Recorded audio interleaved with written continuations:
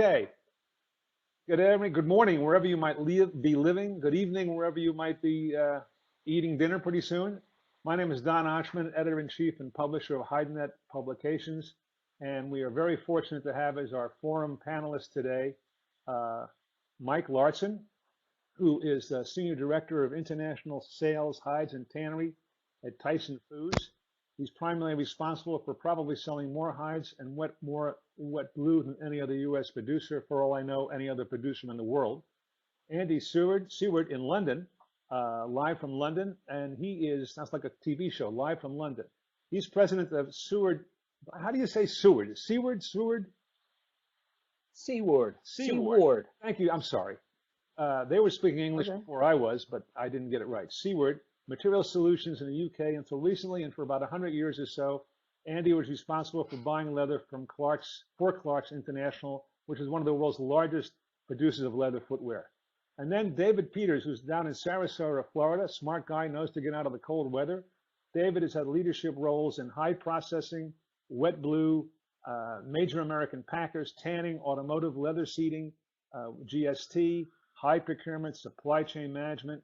Grew up in his family's UK footwear business and for many years associated with the world's largest hide trading companies. And before we get going with our interview, we just lost Mike Larson's picture. Here he is. Nope, he's back. Mike is having we're having a little problems. Must be all that snow in Sioux City.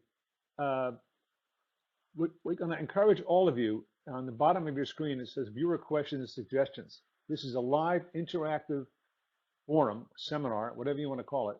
So feel free to type in any questions that all of our panel members will be able to see, and then we'll try to address all the questions we can, as soon as we can. I was going to ask Mike the first question, but now we don't have Mike, but he'll be back, I hope. I'll ask David, because he's closer to the packing industry in Mike's absence. David, how do you see the world's cattle supply versus world demand? David? Well, I think some interesting things are happening in that the supply is getting a little smaller. There are some regions that have grown a little bit. But what's happening is the average weight of the animals are getting a little bigger. So we don't need to slaughter as many animals to create the same amount of beef. That's good for the beef industry. It's more efficient. But it's not good for the leather industry because the numbers are not going to be there. And based on projections, we're going to see kill numbers around the globe continue to erode a little bit. As I said, there'll be some pockets, maybe Brazil, but other areas, I think we'll see less numbers but bigger hides. Well, so we're going to have more hides or less hides? Less hides. And how many less would you get? This is worldwide, correct? Yes. Mike's on. Maybe Mike can offer an opinion as well. Again? Mike, can you hear me? Can you hear me, Mike? No, I can't hear Mike. Can you? We're having problems with Mike. Maybe he'll come back in, and when you do come in, we can ask about this. You don't see any of this, do you, Andy? You don't have no effect of, there's plenty of leather, all you want to buy? There seems to be plenty about. The price is still. I can hear you now. Is still an issue. Well, one thing. Good. One thing I'd like to ask Dave and Mike, especially after what Dave just said about the bigger hides. So we're going to have less availability of leather. What about the quality aspect? Because I'm sort of thinking from a shoemaking point of view, bigger hides. I'm thinking spreadier hides, looser bellies, bigger pockets. So are we going to see a drop in the quality of material? We just lost David at an opportune time, but we have Mike. Mike, can you answer that question? Oh, here's David. David, can you answer that question? Did you hear it?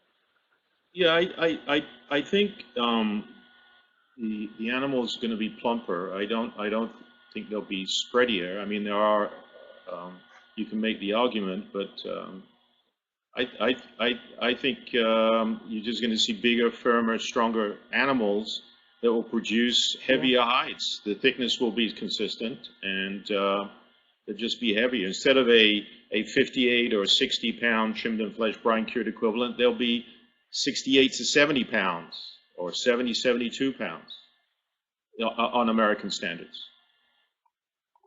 Well, what's the difference? They'll just split them, correct? I mean, we'll have bigger splits. You'll have better splits, yes. Or bigger splits. Okay. Correct. I want to wait for Mike to come back to talk about the markets. And again, any of you out there who have any questions to ask David or Andy and eventually Mike, be sure to type in those questions so we can see them.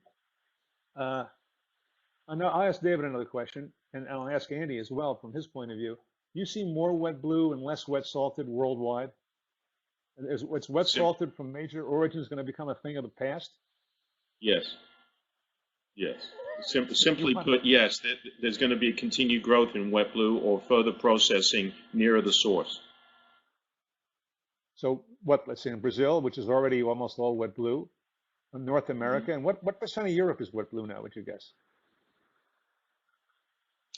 It's hard to tell. I don't know. I couldn't put a figure on it, to be quite honest. I mean, it's a substantial amount. A large amount. A large amount. Yeah. So you think the day of the wet salted hide from major origins, North America and Latin America, and the EU will be a thing of the past? Wet salts? It's going to be in diminishing supply availability. Correct. Okay, and then how is that going to affect? Let me ask you, Andy. If you're buying leather, okay, do you even know or care if it came from a wet salted or wet blue hide? Yes, because it always worries us from it doesn't if it's a consistent wet blue source, but if it's coming from different wet blue sources, it can have an adverse effect on the material, and you get a lot more variation in the material. If it comes so it's from all wet blue, about excuse me, if it comes from wet salted or wet blue? Yes. Which? When it comes from wet blue, when it comes from different sources of wet blue. So ideally, you'd rather have leather from wet salted hides than wet blue? Well, what we need from a shoemaking point of view is a consistent product. As long as it's consistent, I'm not sure that it matters too much. But you need a consistent product, a consistent source of wet blue. Well, the wet blue formula is different on every producer, correct? There's a difference, a little bit of a difference. Yes, exactly. Yeah. So if you're buying leather from Tyson, wet blue, or you're buying it from somebody else's wet blue, and you want to put them together to make a particular order for leather, you have a problem then, correct? Well, you have to adjust your There's a possibility. Yeah, there is a possibility of a problem. Yeah. David, you were just involved in this in your last life work. What do you say about that? You must have had that situation with your customers. Yeah, I mean, I think tanners like a certain control over the beam house, and once they get used to a tannage in the blue, they don't want to switch because they can gear their retan formulations to the wet blue, the incoming wet blue. So it's not as easy to switch. They don't have the flexibility, but they have the consistency. So yeah, I mean, you can't take wet blue hides and mix them from different producers as easy as you can wet salted hides. Yeah, you can take accumulation of wet salted hides and ship them and then tan them, but you cannot do that, or you should not do that on wet blue. And what's involved when you have to when you do the retan to get it right? Well, it's very expensive, very costly. Well, absolutely. Number one, I mean, you start dyeing the leather and you're treating it a certain way, and it depends on your finished product. So you want to make sure that you minimize your areas of risk or inconsistency by stabilizing your raw material input. In the retannage, you're basically setting your product based on your finished demand, and when it become more expensive. Well, we just had a little break break here. Andy? Here we go. Yeah, no, I agree. consistency is the key. And that, well, okay, if I'm a tanner in China or any place in the world, and I'm buying wet blue from Tyson, I want to buy it from the other 2 or 3 people who produce it, 4 or 5 people who produce it in North America now. I've got to be careful. I can't just put it all into one lot. I've got to handle each particular container separately. You should go through an approval process. You have to qualify the raw material. It's much more extensive than qualifying raw hides. So you'd have to make sure you do a trial, you ramp up based on whatever volumes that you stipulate, but you can't interchange as easily as you can raw, wet salted hides. Well, can you, in your experience, okay, you just were at Twin City Hide, can you tailor your wet blue formula to the tanner's wishes? Yes, I think you Tyson should. started doing that way back, right? Correct? Did JBS ever do that, or Montfort? Can you do that? Yes, you can. It depends. You can tailor it to shoe. You can tailor it to furniture or automotive. The recipes are specific to the ultimate end product. So if Leather's Tanner made in A- the beam house, right? So Tanner A wants this particular characteristic or formula. The producers, the big producers in America, can give it to him? Mike would be a better person at answering that question because obviously it depends on the volumes. Yes. And the smaller companies can do more customization because their business is geared around more smaller runs as opposed to the larger companies that need volume. Okay. And thank you. In the same vein, Andy, you have something to add? Well, no, I was just going to back up what David was saying, that from the shoe maker or the brand, whatever the finished leather user, it's all about being involved and knowing what's happening, and nobody worries too much about changing as long as they've been involved, and as David pointed out, they've done proper tests and whatever. I think what happens a lot of the time is these changes go on and nobody really owns up to it or comes out and say, well, this is what's happening, we're actually getting the wet blue from a different source. It just turns out, there's something changed in the formula, blah, blah, blah.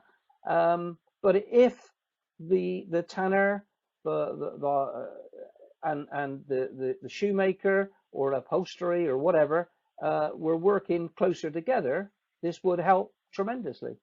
Is that being done? Does that ever go on? Pragmatically? I think it does go on, but not very much. And it is one of the things where there is not enough communication between the tanner and the end user, because they're probably, trust is not the right word, but there's not enough communication and feeling that they're working together on this. As you pointed out, there may be a case where they have, well, we got a choice. We change the wet blue or you don't get the leather, right? Well, then work with them in overcoming this. We all know there's constraints and there's changes, but one of the big things I've got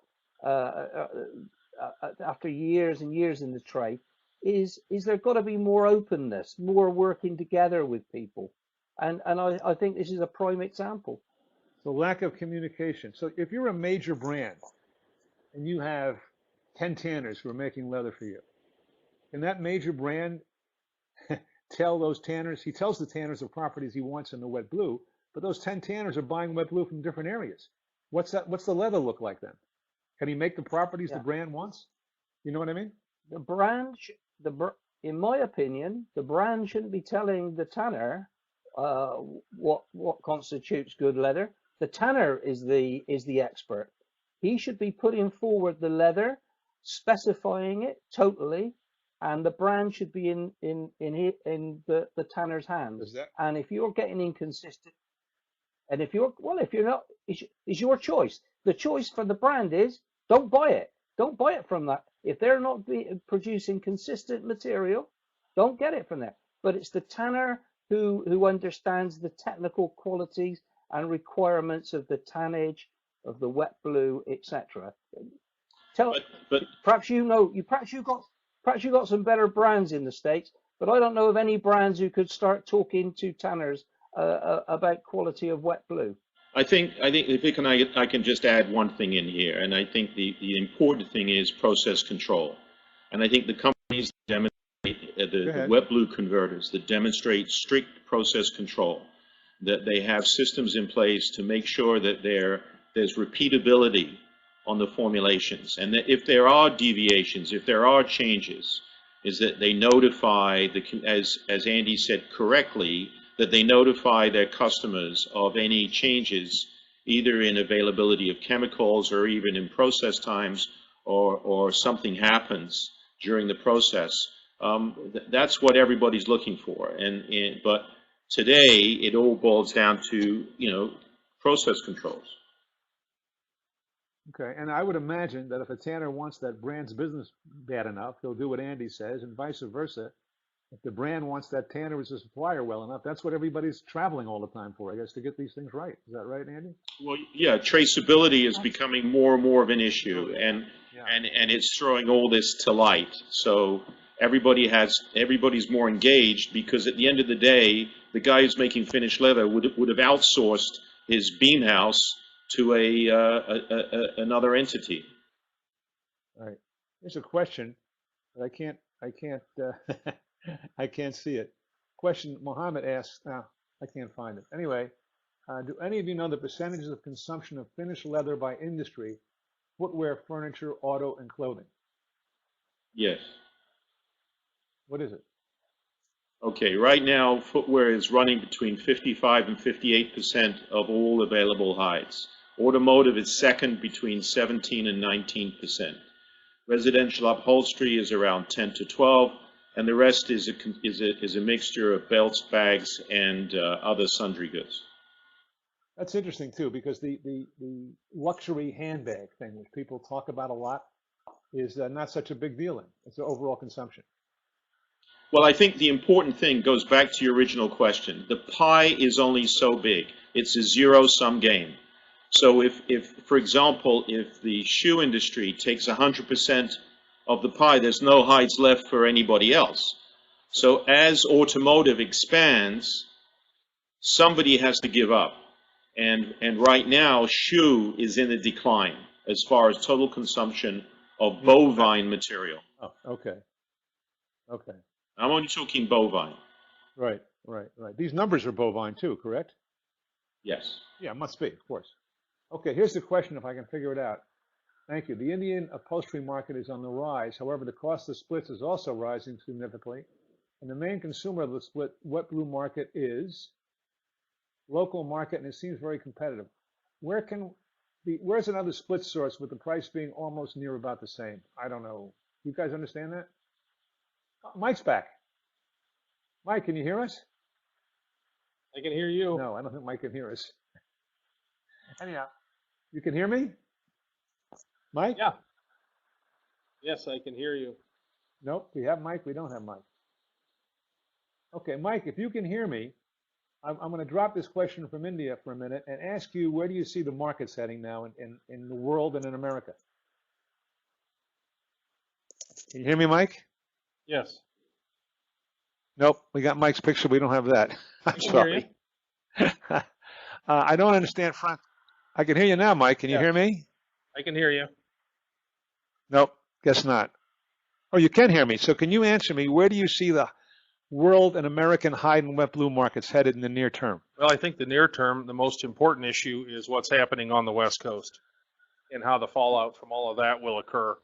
Okay, could you talk about that for us? I think that most of the hides. Could you? I think that most of the hides on the West Coast are probably sold, but I think there's probably a portion that are not. And then we're going to have to be very concerned, I think, about performance after the West Coast issue gets resolved. And we don't know when that's going to be. No, but let's say it's 2 to 3 months away, and then do we miss the window of opportunity for the key leather demand. But I think right now where we see the market is Slow season. we still see the market is relatively steady. People are forgetting how many cattle we lost back in 2007, and even to today, we haven't recouped that worldwide. We're very, very tight right now for cattle in the U.S., and I think it's all, if we get a real spurt in demand on U.S. hides out of Asia, the market's going to be a lot different than it is today. So we don't know what's going to happen. What effect? I'm trying to repeat this because some of your message is broken up. So what you're saying is this West Coast situation is having a serious effect on the market, either conversely or adversely, or whatever. It's a big problem that clouds the forecasting. I think it clouds the forecasting because, as I said before, we don't know what is sitting on the West Coast that may be unsold. I don't think there's a lot of packer hides that are unsold. What's sold or not sold? Packer sold hides, direct sales are unsold. I do think, though, that there might be a small portion of other hides that might be unsold, but it's all going to matter on how the performance is after this gets resolved. But the numbers would tell us that in the rebuilding phase, we're still not going to see enough cattle to make a difference on the cattle numbers till probably sometime in 2016. Okay, and in your opinion, do you think there's ample world cattle supply to meet demand? Will world cattle supply go down or go up or stay the same? Will that affect the prices of leather going forward? Does it matter, or is it all demand, in your opinion? We can speak better to U.S. supply, and we feel that maybe the world will go the same way, but we'll see. I think we'll see a gradual increase in world supply, with grain prices, pasture available, with different agricultural issues. It's conducive for people to get back into the cattle business a little bit. So I think we'll gradually see the numbers increase. Okay. It's not a simple answer, in other words. It's not a simple answer. Right? If I had all the answers, I'd be sitting in England or in Sarasota, So where do you Florida. see go ahead, I'm sorry, Mike. Go ahead, Mike. I said if I had all the answers, I wouldn't be sitting here. Okay. So where do you see the market, North America? I think the others have frozen. No, he's coming in and out. Mike, I can hear you. now? Okay, we just don't have a great connection. We have it, but we don't have it, and I really want to hear everybody wants to hear what Mike has to say. We have another question here. I don't think, well, maybe David does. We have a question from Roger Human, who says, what are the expected price trends for cow versus goat versus sheep? I have no idea, and maybe one of you folks do. Anybody have a comment? Andy? David? Well, I can only speak as I find right at this moment in time, and goat and sheep prices, goat especially, is staying fairly consistent. Sheep, small increase, but nothing much. The bovine I'll leave to Mike and David. Well, let me ask you this. Okay, again, I don't know how much you know about. I don't know anything about goats and sheep. Is this lower cost leather making material going to gain in consumption? The price will go up because it's a lower cost alternative. I remember one time pig lining was a big deal in footwear. Did you see more of that coming, Andy? Not so much. No, not so much pig, because I think people are from a lining point of view are moving more to synthetics. Because you've got some really good synthetics now that can give you a lot less problems, more consistent. Cutability obviously is a lot better. So no, I don't see a great increase in pig. I mean, what I'm seeing in my experience with the brands I'm working with is an increase certainly in goat and sheep, away from bovine. You're seeing more of that. Yeah. Yeah. You give that's all for lining, or? No. Sorry. I'm talking outsides now for uppers. What's the typical price per foot on that compared to a synthetic? Still more expensive? Yes, but it all depends because with synthetics you can get a lot of quite premium products, and sometimes the synthetic can actually be more expensive than the pig or the goat. But you need a story to go with it, or to help a marketing story to help sell it.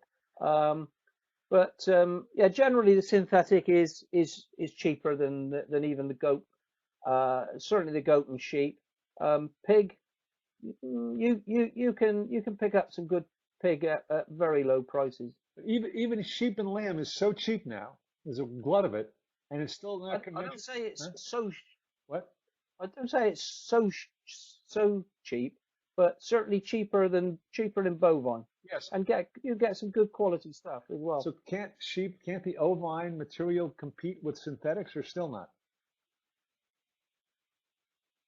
Yes, I think it can compete. Yes, but a lot of brands still put a lot of faith in being able to say, look, this is a real leather lining rather than a synthetic, even if the synthetic actually nobody could tell the difference and can probably do quite a good job. But people want to see a leather lining and feel they're prepared to pay a bit extra for a leather lined shoe.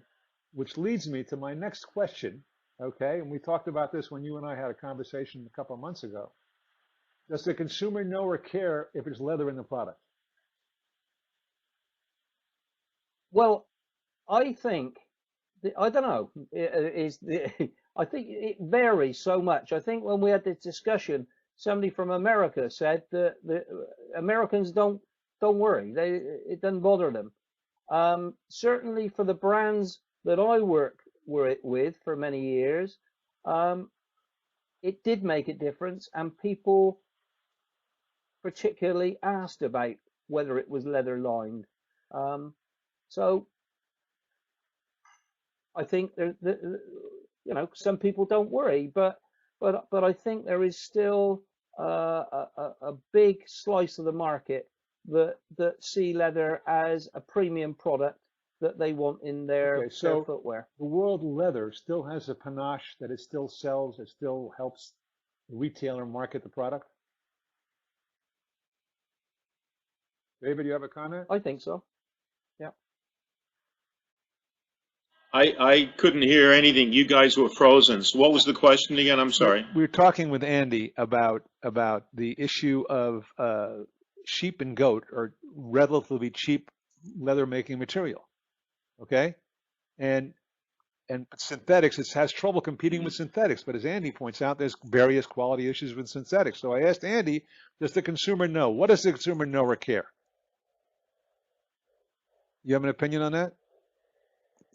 Well, yes, I do. I think in the most cases we've done a lousy job at educating the consumer as to the properties of leather. I think the furniture companies have done a better job at introducing leather and getting public on board. But as it relates to the automotive sector, it's been very, very hard because leather looks more like vinyl than it does like leather.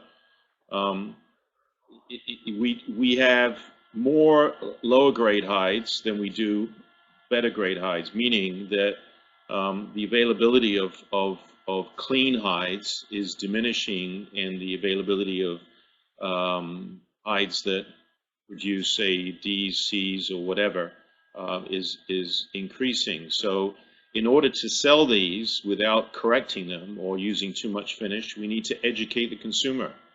And when you start doing that, you potentially have the opportunity to sell more. But defining scratches or grain defects on leather and having the consumer accept them is going to be a big challenge. Much to do about that with Leather Naturally, who's trying to get the industry together to promote the use of leather.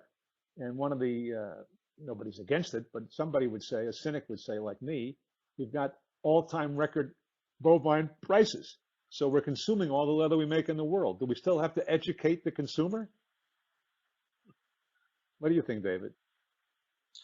Well, yeah. I think educating the consumer will allow the use of the natural characteristics of leather to be marketed more successfully than trying to obscure them with more paint or more correction. Right. Mike, can you hear us? I don't know. Yes. I don't know if he can. Okay, let's go back Yes, to I you were Andy's yeah. frozen as far as I can see. Yeah, you're okay. Am I okay now?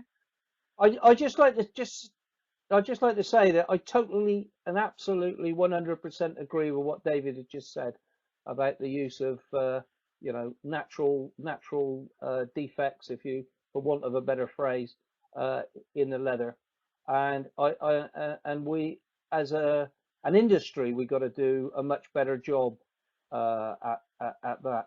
And I often wonder how much the man or woman in the street are affected by these defects or whatever, and how much it is the brands and people in marketing jobs in big brands who don't understand a lot about shoemaking, and the same in upholstery. Good point. About 2, 3, 4 etc. months ago, my wife dragged me through Nordstrom's, which is a major American retail upscale chain, and they had on display 2 or 3 pieces of women's wear, women's feet, with scratches. Like they made a whole big deal about a portanet you could see, or about the scratches in it. I saw that in a Timberland shoe.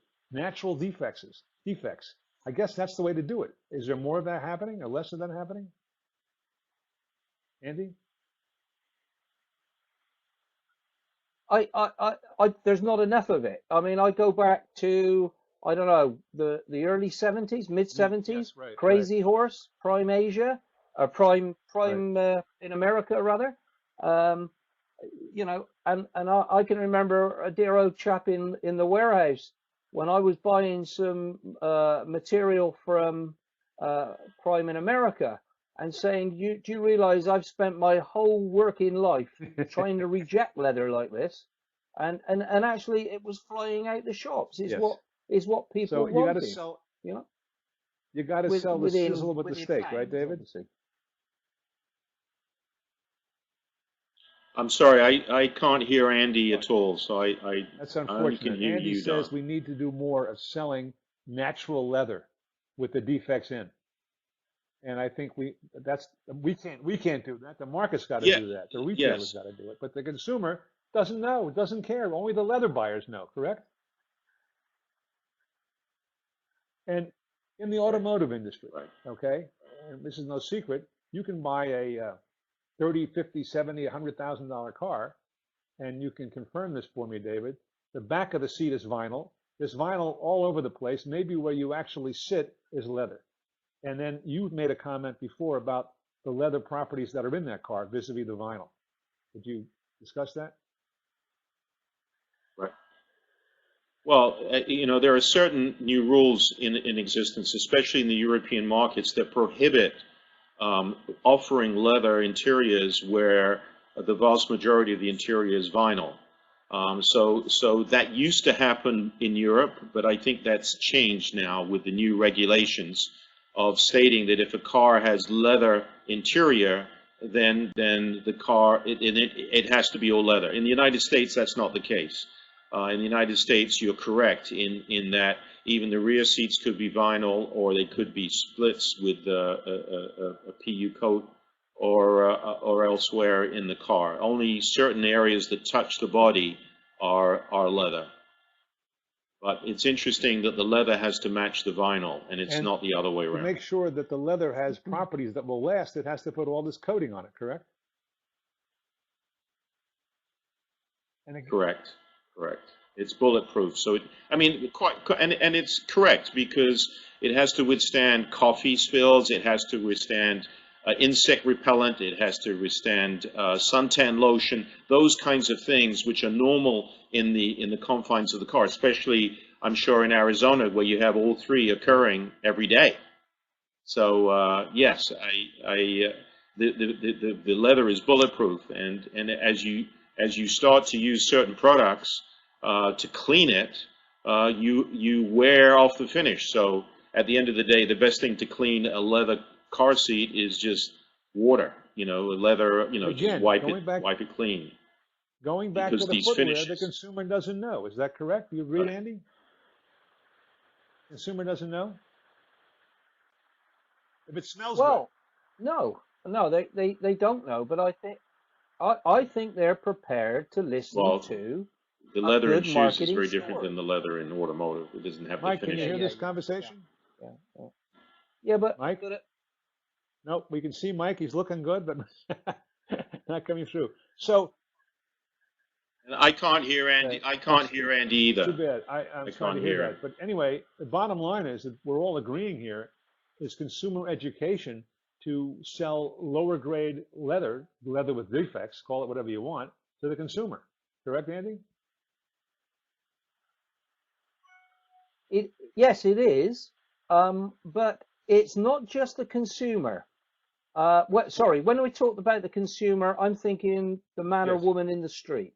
Yeah, I think we need to do a marketing job there, but we need to do an education job within the brands as well, because there are so many people who don't understand what they're looking at, what they're buying, the grading, and all this kind of thing. That it's right through the supply chain. There needs to be more communication, more interaction between the The tanners and brands the or the brands. retailer? In other words, you or I or anybody walks into a shop and we walk in to buy a car, we walk in to buy a sofa, we walk in to buy a pair of shoes. We don't even know if it's biecast or this other stuff they call all the synthetic leathers. We don't know if there's vinyl. And the salesperson probably doesn't know either. So how does the industry do something about that when we can't even find enough money to promote leather naturally?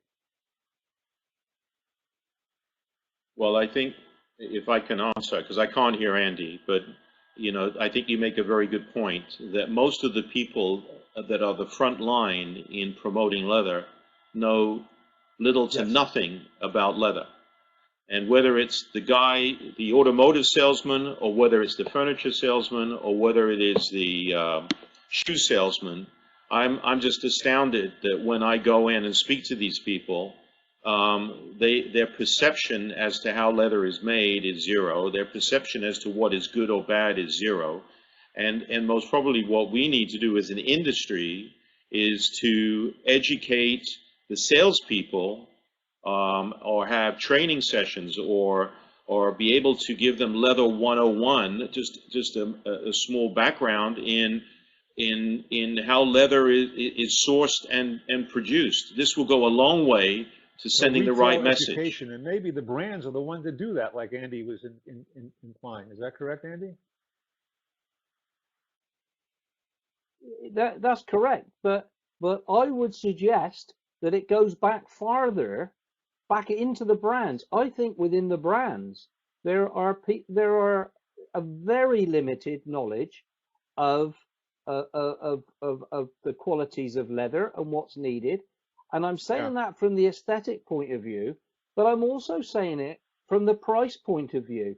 Brands waste so much money throwing leather in the bin that if they had a knowledge of cutability, of what will go into a shoe, what will look good in a shoe, they could not only make decent shoes, but save money as well. David, you didn't hear me. There's a I don't hear Andy. So David, I think Andy's saying there's a lot of waste in the brands. The brands buy the leather and they still have poor yields. Correct, Andy? Okay, and there's a lot of waste, and that waste can, but that waste can be eradicated or diminished at least if you can market the off sorts. Correct, Andy? Yeah. What I'm saying is, I'm agreeing with what David's saying, but we're talking about it retail. We're talking about the man in the street. What I'm saying, it can go right back into the brand, the marketing managers, the designers. There needs to be more knowledge of leather. And in my experience over the years, there is far less knowledge now than there was certainly 20 years ago, but probably Less 10 years knowledge. ago. Okay. We have a question. Thank you. I want to Yeah. ask a question here. As Fred Shortland has sent in a question. Why can't the industry work to an agreed standard for wet blue as a base material? Yeah. Mike, can you hear this? Yeah, I can Mike? hear you. No, Mike. I can hear you. See, Mike. You can hear me? Good. Good. Could you answer that question? Then, given the comments regarding, well, wet blue, to make wet blue standards, why can't the industry work to an agreed standard for wet blue as a base material? I think different segments. I think different segments Mike? of the industry have different beliefs in what that standard should be. And from what I see, you just have to attend an LWG meeting to find out that not everybody in the whole leather sector is on the same page. I think the suppliers of wet blue. I think the suppliers of wet blue have worked well, or the people that produce wet blue have worked well to try and establish those standards. But as it moves through the pipeline, more and more and more gets piled on and pushed back, and then it starts to look a little bit like we're not all in sync. But I think as a base, the wet blue producers, especially in the U.S., are pretty well in sync with what should be the baseline of a good piece of wet blue.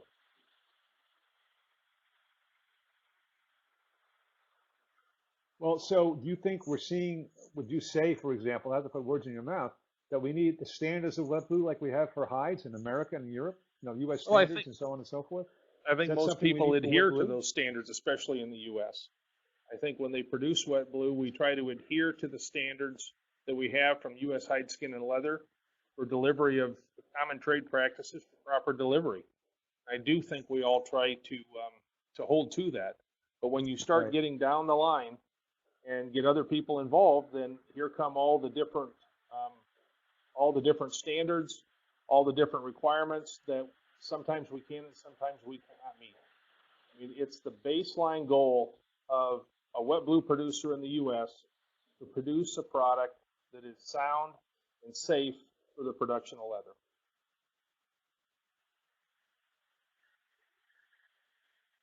David, you agree with all this? You just finished doing this kind of work. I think, well, yeah, I tend to look at it this way. I think one has got to establish whether you're selling a product or you're selling raw hides converted into the blue. I think there are three challenges that we have. One is, what is the selection anticipated? When in the Brazilian cell TR1 as an example, we do not have a standardized selection on wet blue.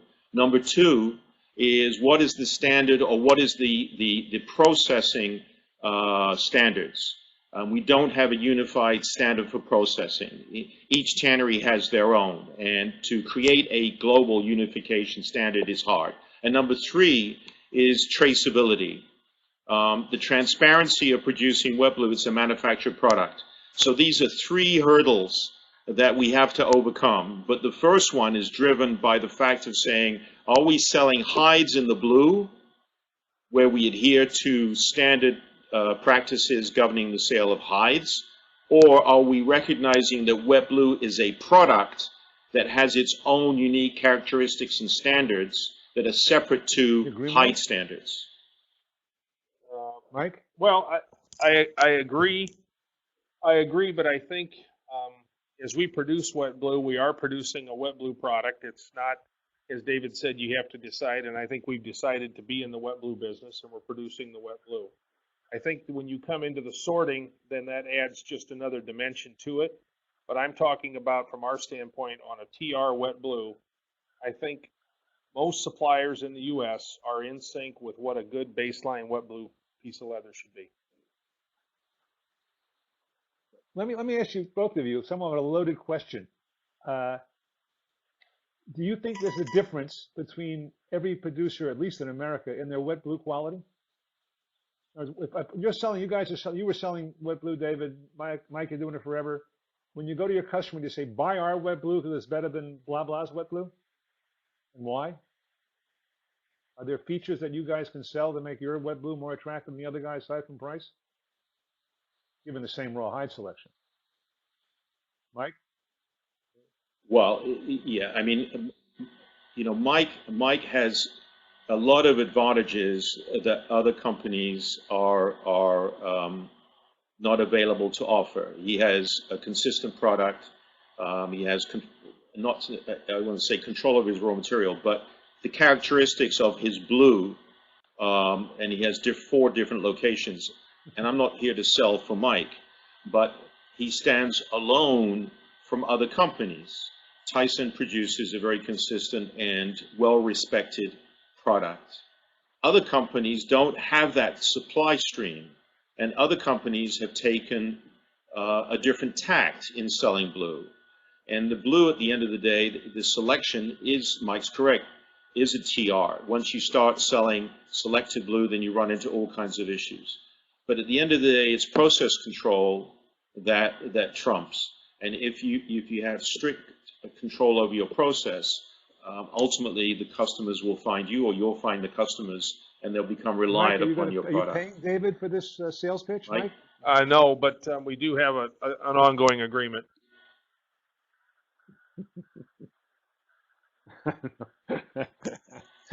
Good job, David. Okay, here's another question. We're getting a little short on time. A lady writes in, Kristen Wilson, I would love more education and information about leather right up the supply chain. Can anyone recommend a good comprehensive source? Maybe an online video. Can anybody write about that? David? Did you hear my question? Yes, there is no comprehensive source, and it's a question of funding. We have our associations, you know, we have the UNIC, we have United States High School and Leather, we've got, what are they doing in, what's the one in Europe? The EU has a organization, yeah, Schalta, all this. So maybe, is this the answer to that question, that our associations around the world need to do? Indians has an association to educate the retailer. Is that the way to do it? Andy recommended the brands. Maybe you need to do that as well. Andy, you having a comment? Andy? Well, I certainly know. I certainly believe that there's a need for more education. I mean, I can't really come up with a group or whatever. All the people that you've mentioned, you know, I mean, they're very good at talking shops, but do they actually understand the nitty gritty of what's required? I don't know. I mean, it's difficult. In my experience, there's only one way to learn, and that's to get in and get your hands dirty and do the jobs and learn that way. Right. There's you know, there's loads of courses you can go on for a couple of weeks, but if you think you're going to be expert after 2 weeks or whatever, I think you're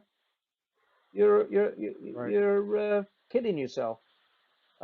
It's difficult. I mean, in the UK, we got people like Satra, the BLC, all these people run sort of courses, and all these kind of things are all useful. But working with people who've got the knowledge and experience is the key, as far as I can see. Okay. Oh, that was garbled. I think I understand. Here's another question. If you can hear me, Don, if you I can, Mike, please. Please. I'd like to add that I would encourage the person, our Kristen Wilson, to start. Oh, just got cut off. Kristen Wilson. Well, when you can hear me, Mike, come back in. You started to say what you'd recommend to Kristen Wilson, and we don't know what you're going to say, but we'll get it later, I hope. Here's a question from Jeff Barron. We're running out of time. I want to try to cover as much as we can.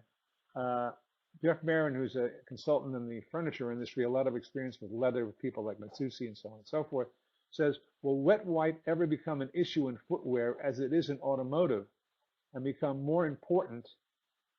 What's the question? And become more important in furniture. He says IKEA is moving towards this 100% wet white.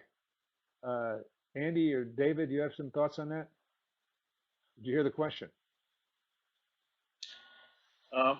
Well, actually, yes. I think wet white is less of an issue in auto than it used to be. One of the biggest consumers of wet white in auto Honda pulled out of wet white and went back to using wet blue as a substrate.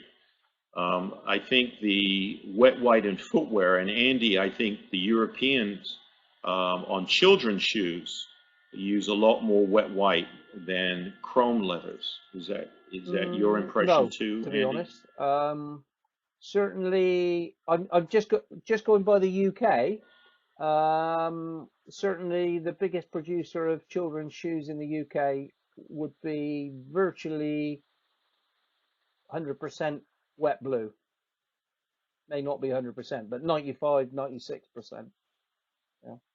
What I find with the wet white is usually, don't know why, but usually everybody likes the sort of marketing side of it, but then it comes to the price and somebody says, well, you're going to have to pay a bit more, and people aren't so interested.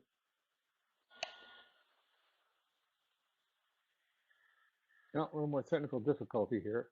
I'd love to hear the whole answer, but I guess we can't do it. Andy and Mike, are you back? Ah, Mike's gone. Here's another question. We covered part of that anyway. Thank you, Andy. Most brands, Fred Shortland says, most brands depend or accept on the tanner's perspective.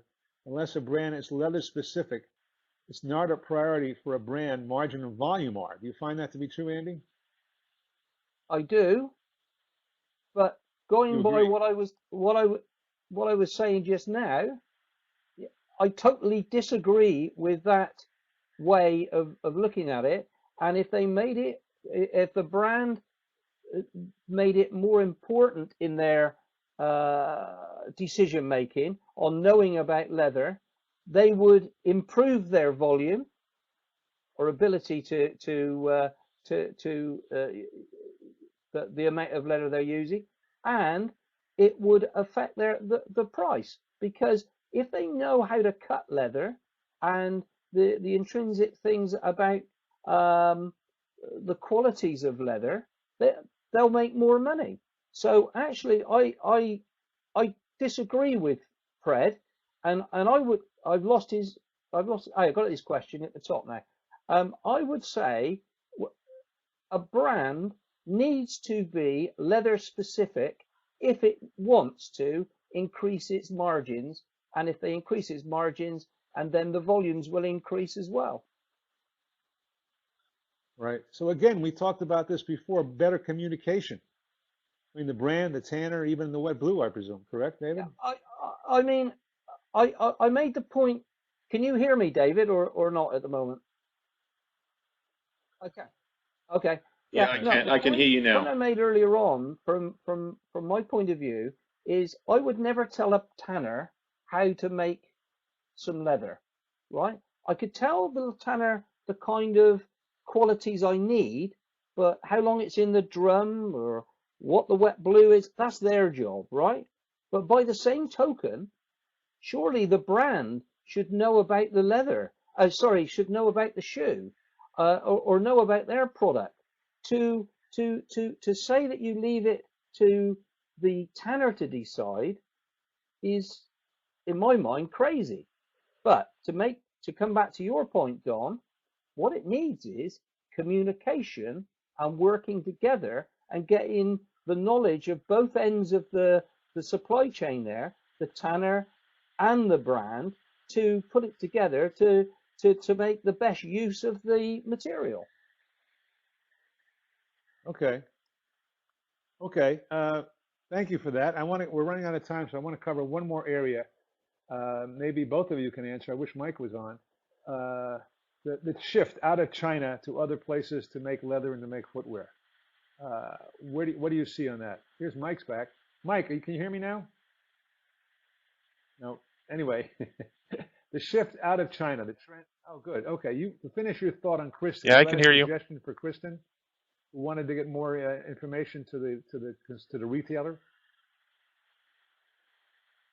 No, I just was going to say for Kristen to come all the way back to the hides to start the education process. I think it's very important today that people understand what the input hide looks like before they start with the leather. The hides are changing all the time.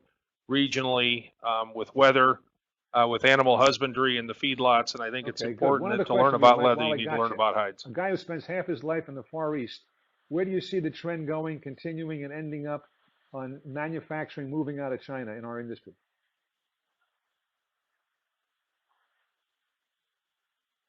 Well, I think it's going to move a little bit. I mean, it's in the last few years, it's become quite nomadic. But I will say that I think from where China was, say, 3 years ago, even 2 years ago, I think at worst case they lose about 80% or lose about 20% of that at the most. But I think at least 80% of what was China in the heyday will probably still stay in China. Low-cost, efficient, infrastructurally sophisticated production country, do you think?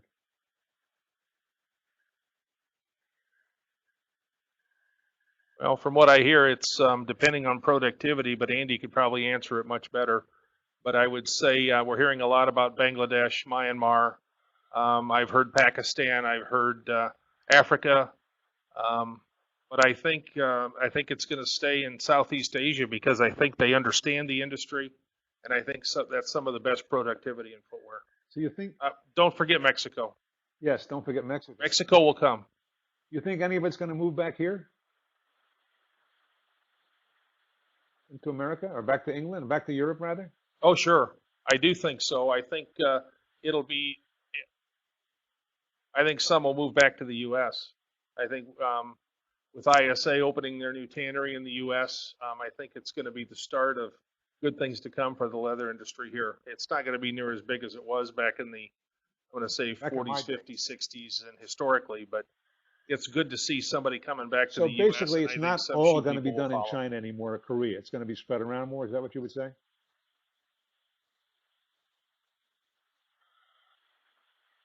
I think it will be, but I think there'll be a number where China will stay. I think they'll stay at 80% of where they were in the heyday. I have another question because I'm running out of time. To Andy, when you're buying leather, okay, do you care the country of the origin of the raw material?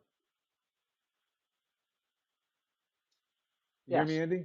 Yes. No, okay. just think. Yes, I mean, yeah, horses for courses. You know, there are obviously issues with India, with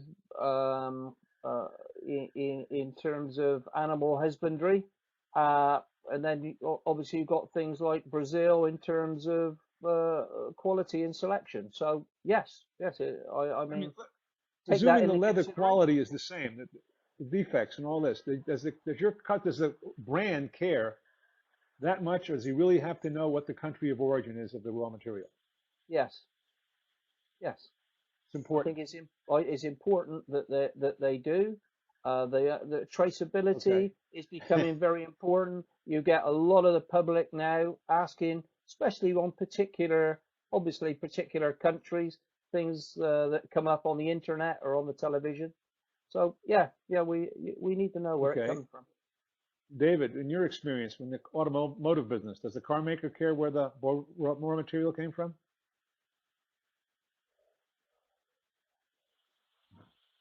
Less so today than they did years ago. What they care more about today is that the company can support their needs as they flex, and that the price meets their requirement. As far as the raw material, there are a few vehicles that mandate either North American or USA, but overall that requirement has dissipated over time as the automotive business expanded beyond its beyond where it was. I mean, the realistic issue is, do we have enough raw material to satisfy the automotive business? And when you start looking at it from that perspective, you can't be, something's got to give. So you can't be so strict as saying these are got to come from here or there. I think what they are strict on is that the controls over how the leather is made, the consistency, the performance, the repeatability, and the just-in-time requirements are all adhered to. Okay, thank you, David. We're out of time. We got about 10 seconds left. I just want to thank you all very, very much for putting up with the few little glitches we had, technology, for your tremendous input and experience. And I hope all our viewers really enjoyed this. And I want to thank everybody who wrote in and asked questions. I'm sorry we didn't have time to get to all of them. And this forum will be available on Hidenet in video. So you can watch it and you can take notes, and we'll try to write it up in our next Hidenet market reports. Again, thank you very, very much for watching, and for the three of you for participating. Have a nice rest of the day or evening. Thanks. Bye. Okay. All the best. Cheers. Bye-bye.